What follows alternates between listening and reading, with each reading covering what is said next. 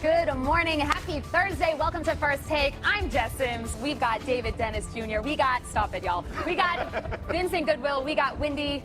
This is my first day, so y'all better make it easy for me. Do you understand? All you have to do, very simple rules. Vinny's always wrong. I'm always right. That's it. That's all you got to know. That's all you got to know. You got it. I'm already done with this. All right, we're going to jump right into it. All eyes are still on LeBron James and his looming decision on where he will play next year for his 24th season. While his agent Rich Paul mentioned last week that almost all teams have inquired about him, Bob Myers, who is serving as the president of sports for Harris Blitzer and Sports Entertainment, who manages the 76ers, made his pitch for why the Sixers are the best destination for the four-time champ. Take a listen. If he was here, I'd say I honestly believe this is your best chance to win.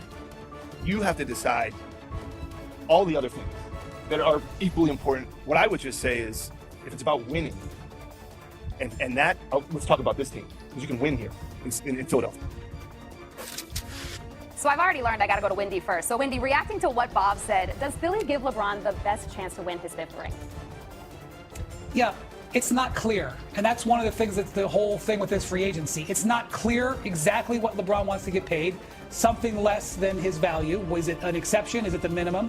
It's not clear what's driving him. It's been said to everybody that it's basketball happiness. What does that mean? It might mean something different today than it does a month from now or a year from now. Does Philly give him the best opportunity? Does Cleveland give him the best opportunity? Does Golden State give him the best opportunity? Or does Golden State have to make a trade for another star? Does that give him the best opportunity? These are all reasonable questions.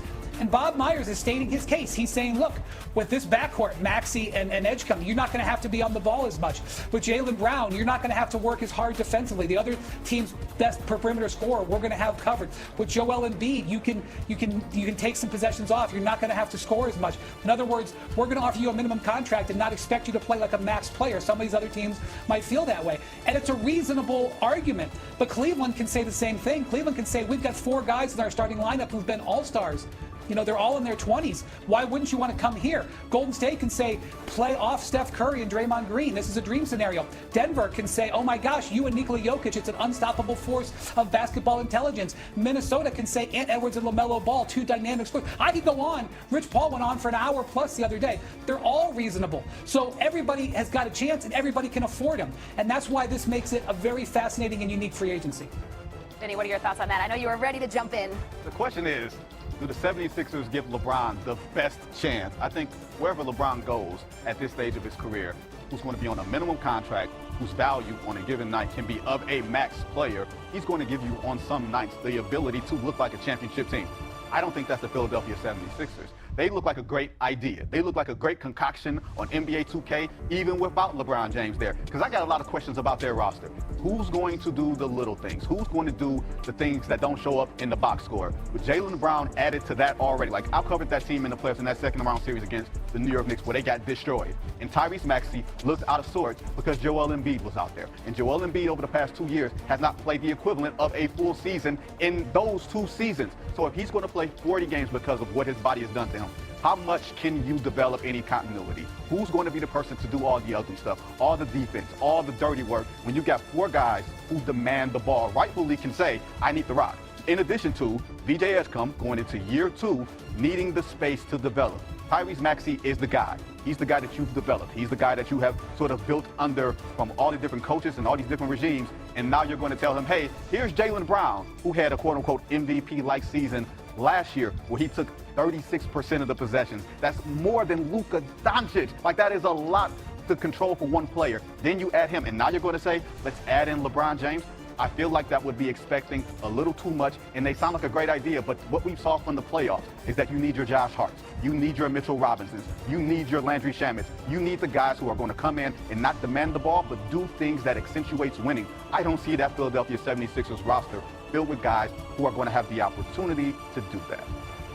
So, right now, as currently constructed, if I were to say, hey, Anthony Davis is going to Golden State, maybe that'll change things, because Wendy's absolutely right. Some of these other auxiliary moves are going to determine some of this. But right now, with the rosters that are currently constructed, it's Philadelphia that gives LeBron James the best shot. And some of the things that you're talking about, like what they have is malleability.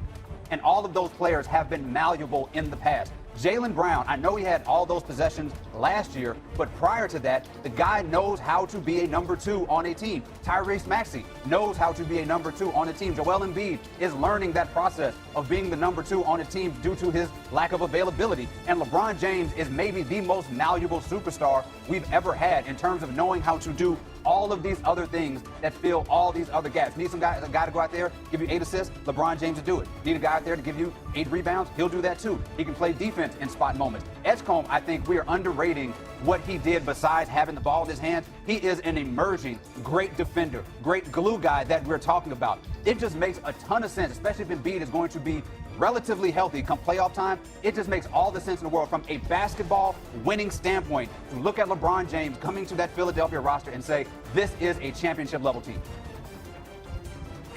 Uh-oh. See, I'm right already. See, gosh, I'm the prayer hands. No, it is the Jesus peace hands. No, look, you add LeBron James to the team, in theory, you're going to get better. The question is Philadelphia LeBron's best chance to win? I could argue there are so many other better places that he can go. He can go not necessarily to Golden State and have a better chance to win, but I think the Eastern Conference is going to be so much tougher. Continuity wins in the league, and that's the one place that Philadelphia has come up woefully short over the past couple of years is continuity, because their best player, if Joel Embiid is their best player, is a part-time player. You cannot win championships that way. I don't care how great LeBron James is at this stage of his career. You made all these points about all these other guys being number 2. Tyrese Maxey has been a number 2. Jaylen Brown has been a number 2.